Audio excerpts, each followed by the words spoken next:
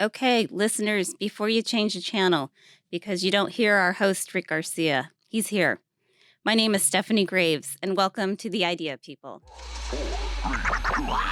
Okay, the podcast set up downtown. We got motion. What's the idea, people? The conversation's open. Lee Andrews Group, the firm, yeah, we here now. Let's talk about great ideas. Have a sit down. Welcome to the podcast, The Idea People. Welcome to The Idea People at Lee Andrews Group. My name is Rick Garcia. The show has not been hijacked. We planned this ahead of time, folks. Today's episode promises to be nothing short of extraordinary as we welcome the one and only Stephanie Graves, CEO of Lee Andrews Group. Thank you, Rick. She's helping me co-host the show. Why is Stephanie joining us, you ask? Well, with her unmatched leadership prowess and ability to navigate through the corporate jungle, who better to tackle today's topic? Fighting the world's fight in a world gone mad, a conversation about philosophy in the modern age. That and the fact that she owns the company. We are set to blend Stephanie's strategic savvy with my thought-provoking discussion, ensuring our journey through modern philosophy is not just enlightening, but also peppered with humor. Because let's face it, in a world gone slightly mad, a little laughter is just what the philosopher ordered. So tune in and brace yourselves for an episode that's as thought-provoking as it is entertaining. Who wrote that, by the way?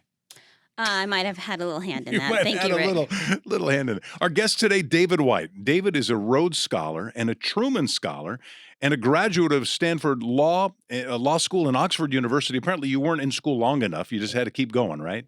Anytime I could find a place to be a student, I was there. And David's also an executive coach for C-suite executives on building a legacy to drive positive and transformative change. Also the chair of the Federal Reserve Bank and on the LA Mayor's Fund board alongside Stephanie, among many other things. By the way, is that how the two of you met? Exactly was. But welcome, David. I've wanted you on the show for a long time, and I'm so glad you're here. It's a pleasure to be here. Thank you. So we're going to jump right into it. Like, we want to find out, what is the meaning of life? An easy question for the Rhodes Scholar. Yes. So as you know, I did the conversation about this, and the meaning of life, it's a little bit of a fun question, but also if you go through how we do think about meaning, maybe not the meaning of life, but the meaning of life to us, the meaning of our life. And there have been standard answers when people play around with this and when philosophers have. And so you can look at the standards of love, happiness, worldly success and power, pleasure, etc. So there's a line of thinking there. And then there's certainly a line of thinking that comes out of religions. Enlightenment. To be awake is one tradition. To surrender captures a lot of what happens in modern theology now as people think about surrendering to a higher power. The name of the higher power may be different, Jehovah, Yahweh, etc. But that has meaning for people in terms of why am I here? Why are we here? And then there's indigenous populations where they connected to their ancestors, et cetera. But when I talk about it, I had to go through a process when I was in Oxford because I was confused about my own path and how to actually connect spiritually, but how to be a virtuous person as I walk through the world. And Oxford, it turns out, is an Aristotelian institution. And so I was inundated with studying about Aristotle. And so Aristotle has this term, eudaimonia. And sometimes it's translated erroneously as in happiness. Other times it can be translated into the good life. But for me, there's an aspect of flourishing that is in there. It's a flourishing life. And for Aristotle, virtue was really an activity. And so you have to have action in it. It's to pursue a flourishing life. And there's a lot that goes along with it that you may ask me questions about, but that's the meaning for me. When you're at Oxford, do you just every day talk about Aristotle and Plato? And how does that work out there? So it's a little different now. It's a little more rigorous now than it was then. People think that, you go to Oxford, it's going to be rigorous. But for many Rhodes coming out of America, and there were 32, and I think there still are 32 that come out of the States each year, it's 2 to 3 years of being in an international setting where you're around people, seemingly everybody, smarter than you, more talented than you. The way I thought about it, they were better looking than me. They were better athletes than me.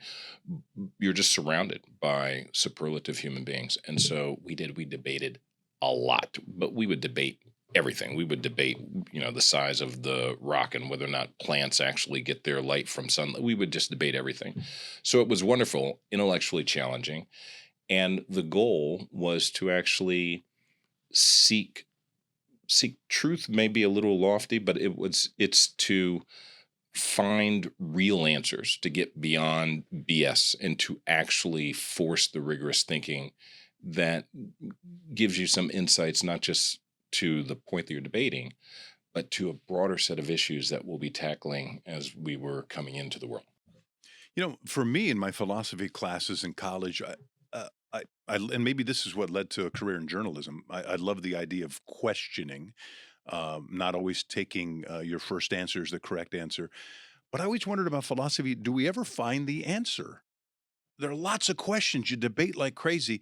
Do we ever get to the answer? I don't think so. I think every generation of philosophers comes around. They say, well, the last folks, they were all right, but they were limited.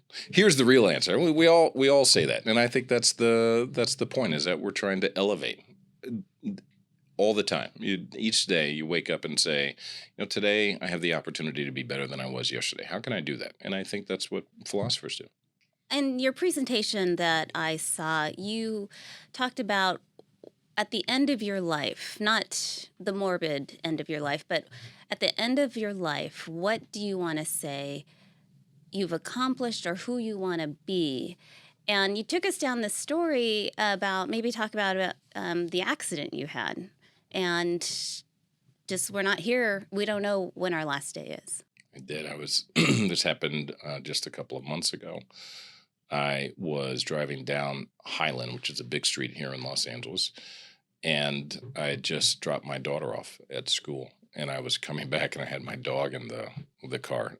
That's got to be a very typical LA statement. Yes, I had my dog in my car. I'm driving down, coffee in my hand. I didn't actually have coffee in my hand, but I didn't even see the car that skipped over 2 lanes to come into my lane.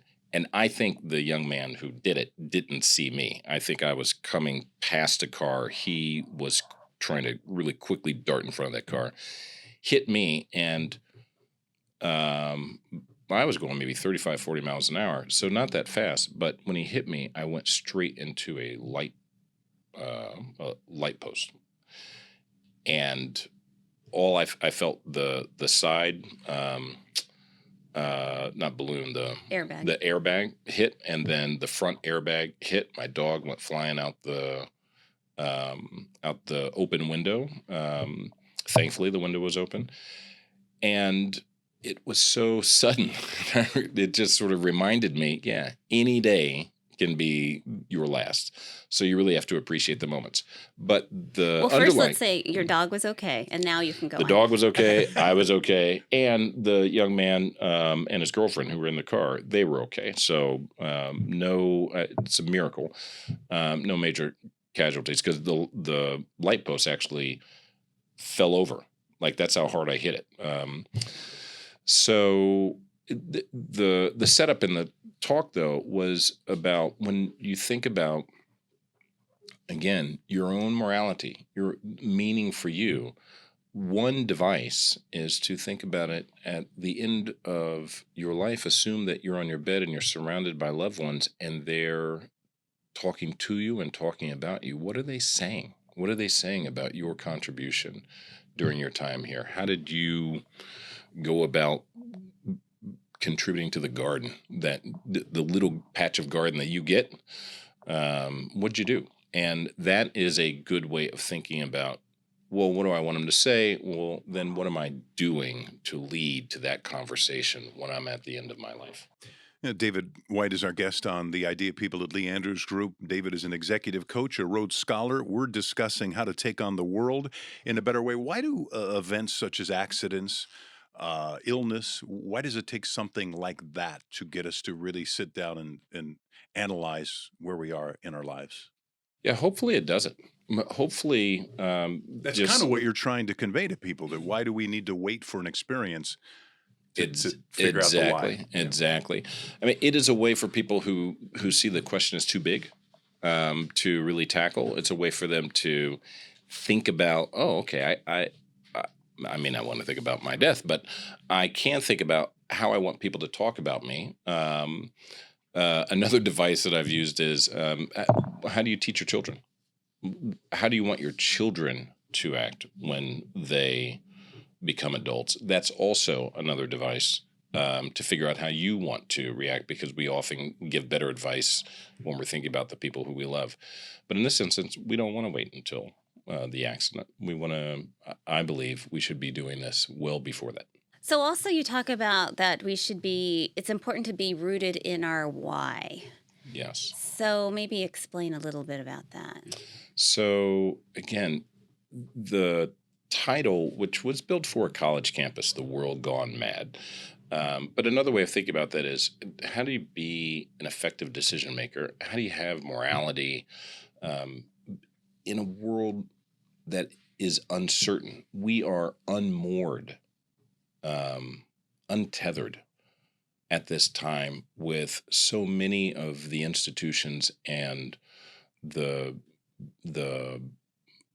beliefs that we took for granted when we were growing up. I'm in my mid-50s, and so I grew up in the 70s and the 80s.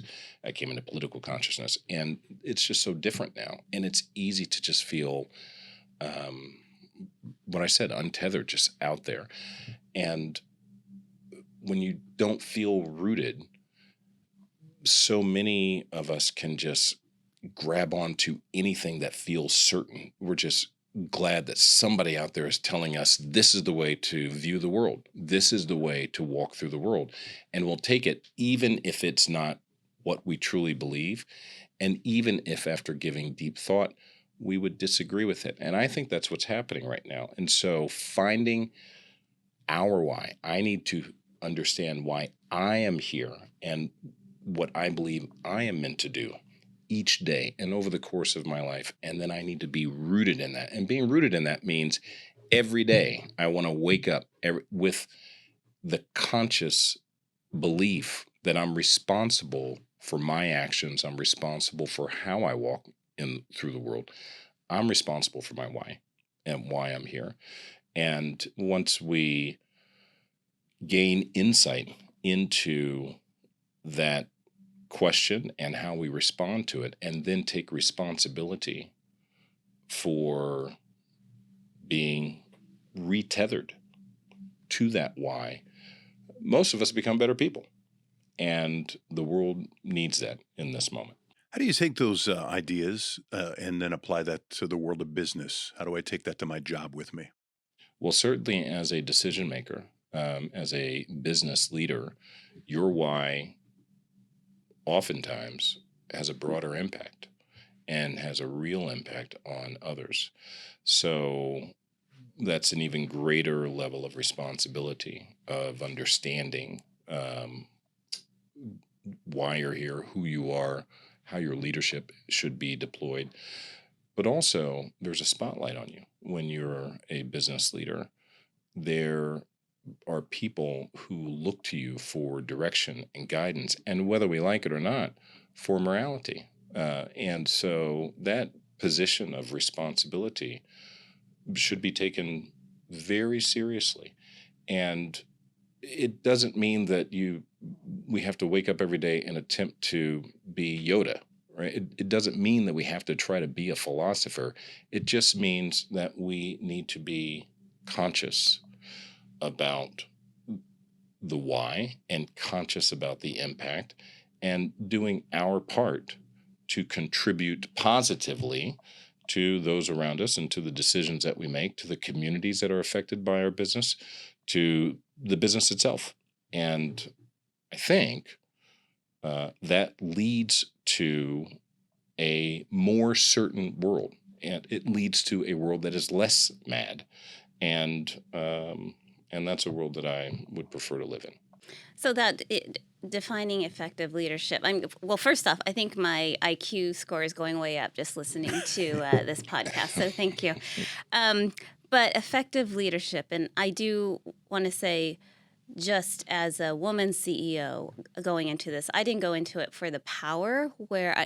The leadership, I feel, is more about doing better and bringing people up with you and leading them that way, and then taking on clients that actually have meaning at a certain point once you can afford to do that. Right. But I think where a lot of leaders go wrong is trying to gain the power. Yes. I mean, think about the history of Homo sapiens. We've been trying to grab power for a long time. So there's something natural about that. And it seems to me that acknowledging that and recognizing that is the first step to learning how to contain it and to use it in a positive way. Again, the goal that we have becomes important. So if the goal is we want human beings to flourish, we're looking for the world to be a better place. Now, not everybody has that goal, even after thinking about it. But part of my goal is to have more people thinking in that way. If that is a goal, well, then you've got the basics of a business. If you're running a business, you do have P&L. So you got to have net income. Got it. But in so doing, how are you treating your people? Is there a baseline that say, hey, my goal is to see you be at your best while you are helping us to make money and to create and have value, to increase value of the business. If that is the case, then almost certainly becomes a better work environment where people are coming in and they feel not just like a widget, not just like a unit of labor, but as someone who can contribute and who is valued for who they are. Well, now you can build policies around that to help uplift people while they're doing good work for you. It's just a better way of going about it. And it can be really hard. So it requires work and it requires vision. And then if you apply that same principle, thinking not just about your employees, but also about your business partners, your vendors, the community in which you rest, well, now you're building a culture that hopefully leads to more value for your business, but also more value for your community. I mean, this is not rocket science. And we are watching communities around us oftentimes crumble and become more focus on just the me, as opposed to the we and the us. And I think we see the effects of this, and it's almost always negative, and we can do better. You're listening to The Idea People at Lee Andrews Group. David White is our guest. David is a Rhodes and Truman Scholar. Can I just ask, how do you become a Rhodes Scholar? Well, there's a secret test, right? There's a handshake, and you have to be invited. Yeah, you have a lot of people looking out for you. So I mean, I can talk about my path very quickly, which is take your time. The president of my college. I went to a small liberal arts college in Iowa, Grinnell College in Grinnell, Iowa, and just a fabulous, wonderful school with this terrific history. And I did not want to go there. I'm from the Midwest. I'm from Kansas City. I was going to get out of the Midwest. You're crazy. I'm not going to a school in Iowa. I'm not going to a school called Grinnell. I can barely pronounce it. And my best friend in high school, his parents were educators. And they said, why don't you just go up there with them? And I went up and I had a lot of attitude. And I walked into the admissions office, and they had arranged an interview for me. And I went in my sweats, and I was like, whatever. And of course, I was exactly the kind of personality they were looking for. And then they offered more financial aid than any of the other institutions that I went to. So I decided, it's less pressure on my parents, less pressure on me. I'll just go to Grinnell. And while I was there, the president of the school had been a Rhodes Scholar. And so he said, I think it was after my second year, he came up to me and he said, if you pick your grades up a little bit, you could actually apply for a Rhodes. And it opened a vista to me, just that one statement. And so I did. My grades were tolerably well. I mean, I don't think I could get into college now. Just the standards are so high, but I'm sure that I was on the lower. I was probably about a 3.5, 3.7, something like that. It's not bad, but it's not a 4.2 or whatever the gunners do these days. But when I went into the first interview, and you have to go through the school interview because you're representing the school. The school has to put forth your name.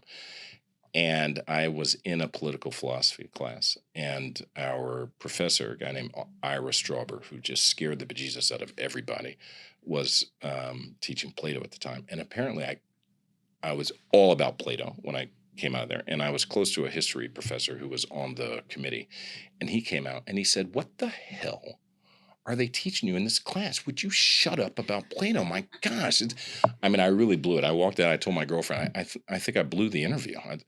But because it was a small school, they put me forward anyway, right? So that's people looking out for you. They believed in my potential. They put me forward, and I went to the state interview. So the Rhodes has a state interview, and then 2 people come out of the state, and then they go to the region. And at least at that time, I think it's still the same, but there were 8 regions, and 4 people make it out of each region. So I went to my first interview, and they asked me some question I could not think of the answer. And so I said, "Is it okay if I think about that while I'm answering other questions and then come back to it at the end of the interview?" And the chairwoman said, "Yes, that's okay." And so we get to the end of the interview, and she says, "Mr. White, your time is up." And I say, "Oh, I don't want you to think that I forgot about the question." And she said, "Mr. White, your time is up. Thank you." And I walked out, and I was like, damn, I blew it again. Look at that. I kind of walked in there. But they gave me a second interview, which they do every once in a while when they want to continue evaluating someone. And the question that they asked was, all right, so you say that you're into philosophy and politics. So I want you to draw the thread to ancient Greece, to modern day Europe, and to the fall of the Berlin Wall, because this was in the late 80s. Can you do that? And for whatever reason, I was like, that is my question. I am off to the races. So I answered that, and so then I went on. But you go through that process. So Yeah. to me, I don't know there's a lot of good fortune if that there. question was posed to me, I would have just run out the door, I think. Probably should have. Oh my gosh. So when you graduate Oxford, instead of a diploma, do they give you a crown, or what happens? You're knighted. So you want to know what's really funny? So it's, I think it's a little different. It's a little more rigorous now. You actually have to carry forth the studies that you do undergraduate work. We had options of doing anything. And so I wanted to study philosophy. I hadn't actually studied that much, and I wanted to study philosophy and economics. And they actually said, you don't have enough economics in your background to do philosophy and economics, which I thought was absurd. Isn't this a bachelor's degree? And by the way, why do you give a crap what I'm studying? But they said philosophy and politics. So I went in and I did the degree. I did a thesis. My thesis was on Nigerian politics. Of course. And then I studied a bunch of Aristotle, right? And I came out with a bachelor's. But at that time, if you paid, I think it was like £100 2 years after graduation, they would turn it into a master's or something. I just thought, that's insane. I didn't earn a master's. I'm not doing that. It's a second bachelor's, right? I mean, nobody in America cares. They just care about the Rhodes Scholarship. They don't care what you actually come back with. Bill Clinton, Bill Bradley, Senator Bradley, which some people of a certain age will remember him. I don't even think they got degrees. Like, I think Bill Bradley was down in Italy playing basketball the whole time before he went to the NBA, right? Nobody cares. And for that reason, it's a beautiful scholarship. They give you just enough money, where at that time, because you're broke all the time, that you feel, wow, I can go travel. So you're traveling around the world, you're meeting all these interesting people, and nobody back in the States really cares what the result is. So it was great. I was just going to bring, getting back to the business part of it, is You kind of touched on how important it is to make sure everybody's successful and succeeds. So let me throw out an example to you. I'm a manager who's been promoted. Maybe I haven't been in the business a long time, but I've earned this promotion. Now I'm managing people. I got this promotion, at least in my eyes, because of all these great ideas I have and all of these ways I've learned how to do things. And now I've got people that I'm leading. Uh, at what point, how do we figure out that we need to kind of put aside our egos, do it my way or the highway, as opposed to how can we participate as a team? Yeah, such a great question. And egoless management is a really difficult trick to master, but in my view, really important. And it doesn't mean that you don't have an ego, it's your approach to managing. So, one way of thinking about it is you start with your strategic goal. And first of all, having great ideas doesn't necessarily mean that you are a master of strategy. So, take seriously, let's make sure that we have clarity about our goals. And let's make sure not that I have clarity to then dictate to the rest of you, but that we have clarity. That typically involves process. And if it's a good process, it's an empowering process because people know when they get up in the morning, I know what I need to do to help the team get to the goal.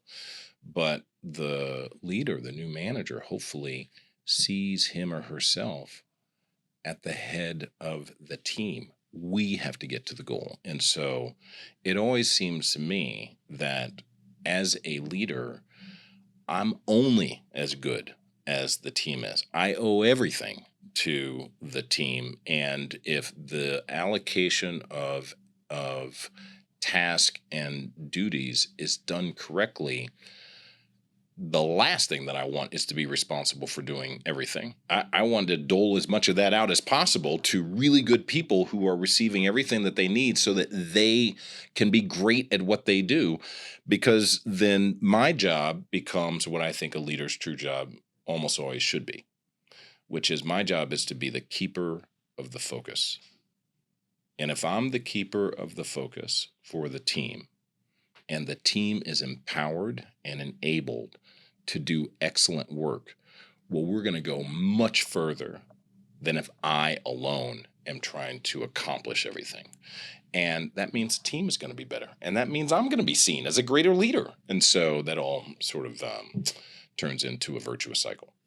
And then I think just folding back in philosophy here with knowing your why and what does it mean have a flourishing life?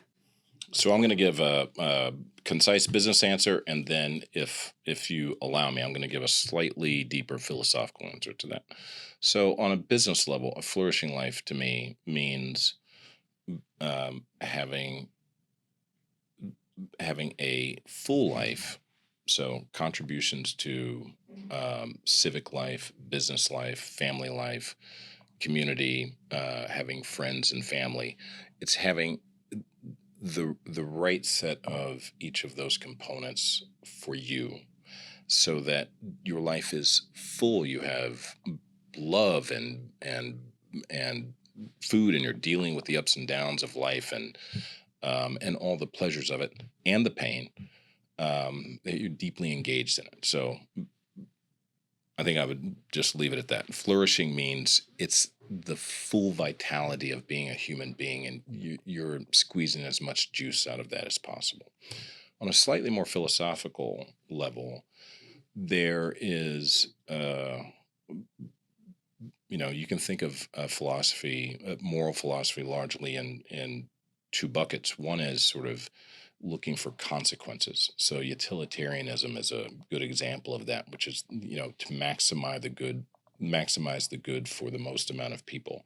And then there's a rules-based bucket, which is we don't worry about the consequences. We worry about doing the right thing. So you got to have the right rules in place. And if you think about religion, modern religions and philosophical beliefs, lots of times you will hear elements of people saying, I want to do good for people, and the other people saying, I need to be right with God, or I need to be right with the rules.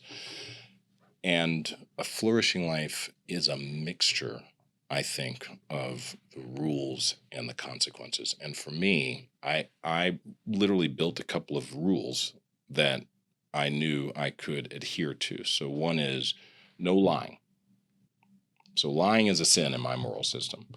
And abandoning loved ones, your community, that's a sin. You have to, being as supportive as possible and really engaging in the community. And then the consequences deal with a vision of humanity as needing to flourish. So the flourishing of human life, not just my own flourishing, but the flourishing of those around me in That's so community. right. And so putting those two together in a way, that did it for me. David White is our guest. He's an executive coach. He's with us on the Idea People at Lee Andrews Group. I'm Rick Garcia. Our Lee Andrews Group CEO, Stephanie Graves, is here helping me with this project because it's such a difficult egg to crack. We talk about a mad, mad world.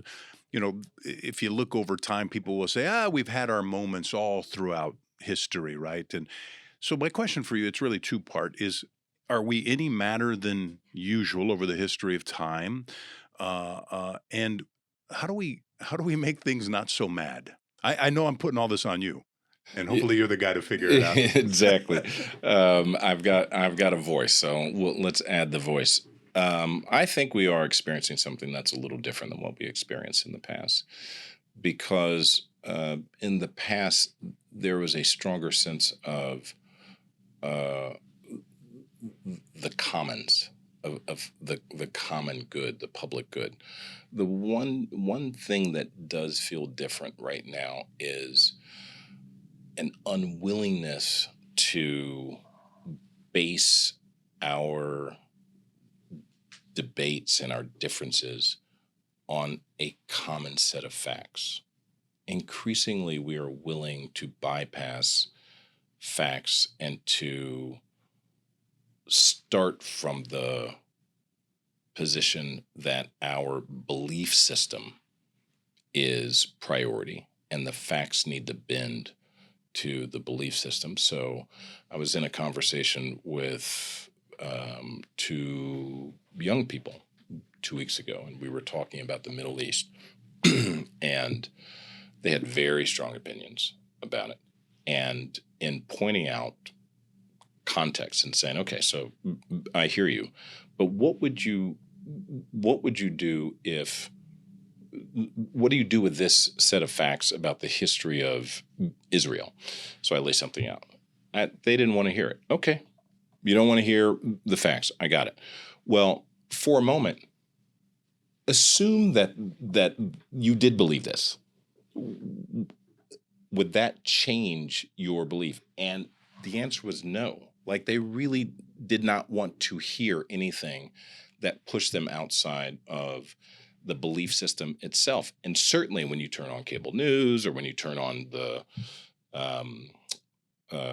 whatever social media it is that people follow, it's the same thing. And if I were to ask anyone, I could ask the two of you, you may watch Fox News, you may watch MSNBC. If you do, whichever one it is that you watch, do you watch the other one? Most people, the answer would be no. And by the way, I watch one, and every time I try to watch the other, I want to turn it off because it sounds like craziness to me, right? It sounds nonsense. But if that's the end of my investigation, then I'm just contributing to the same dynamic. And that's no good. So we have to find a way to actually bridge that enough to get back to a place where we can say, all right, there are some common facts or some scientific facts. We just went through COVID where people really had a disagreement on whether or not science matters. I think that's within families, different. by the way. I mean, within families. I mean, that to Totally. me, I see friends who are friends, lifelong friends now, who are no longer friends because of conversations like these. That's right. And your second question, the first one was, is it different? And tell me again the second. Well, to how to solve it. That's the hard one. So how can we go back to getting out of our echo chambers then and get to a point where we want to hear what the other side has to say and actually listen? Maybe not want to hear it, but actually listen to it. So one, I don't think we're going back. right? So this is now what to do now that we're at this situation. I don't think that we go back to whatever our memories were of the times when things were better or things were good. At least that's not the way that I think about it. I do think that holding ourselves accountable for the way that we want to walk through the world is the starting point. Meaning, I'm not necessarily always a nice guy. I'm not necessarily always an effective leader or an effective decision maker. I'm not trying to be perfect, but I am responsible for holding myself accountable to my values. For me, that is the flourishing of human life, and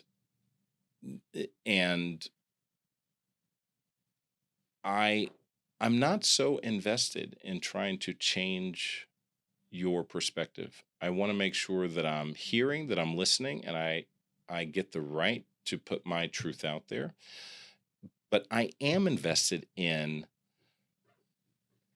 embodying the listening aspect and embodying the change that I want. So if I want people to listen to each other, if I want people to actually bring their arguments to a common set of facts, then even if it means I'm going to lose the debate, I need to embody that and to showcase that. So I think the holding of ourselves accountable to how we're going to walk through the world is the trick. And I've decided when I give speeches and when I'm involved in conversations, I'm no longer trying to convince somebody. I'm trying to find like-minded people who are disposed to a similar desire, to wanting to get to a place where people can talk with one another. I'm now focused on trying to show a path, one path, not the path, one path of getting to that place. And I'd like to do that with certainty. I love debating and all of that, but I'm not here trying to convince you, and I am going to be responsible for hearing you and for listening to you. And so the holding of ourselves accountable for those types of activities, I think that's the starting point. Wow. Well, I can only say I'm so glad I got to meet you and being on the board of the LA Mayor's Fund with you. I feel like I've had a master class in philosophy. I think if we start hearing our listeners start reciting Aristotle and Plato, we know where it's come from now. Yeah. But this has been so wonderful, David. I really appreciate you being here. Well, I love all the contributions that you give, and they are many, to the Mayor's Fund. And it's really great deepening a relationship with you, Stephanie. So thank you. We want to let our listeners know that if they want more information on David's executive coaching or strategic consulting firm, it's 3CG Ventures. You can visit 3cgventures.com. Yes. Right? That's for 3.0 Consulting Group, 3CG. Yeah. And for more idea or information, rather, on the idea people, you can go to leandersgroup.com. And Stephanie, so much fun. Thanks for letting me join you. I am so glad. This has just been, I just have one last question. Yes. So you are chair of the Federal Reserve Bank. Of San Francisco. Yes. So is there like an ATM you can pull up to? Do you actually put money into it or what? Or, no, I'm just kidding. But that's such a prestigious honor. So, you have so many accolades. We could go on and talk about banking and financing, but we don't have time today. We'll do that next time. Okay. So, thanks very much. That'd be great. In the meantime, let's all be rooted in our why. Okay, the podcast set up downtown. We got motion. What's the idea, people? The conversation's open. The Andrews Group, the firm. Yeah, we here now. Let's talk about great ideas. Have a sit down. We on a mission. You get the idea, people. Glad you pulled up. How you doing? Nice to meet you.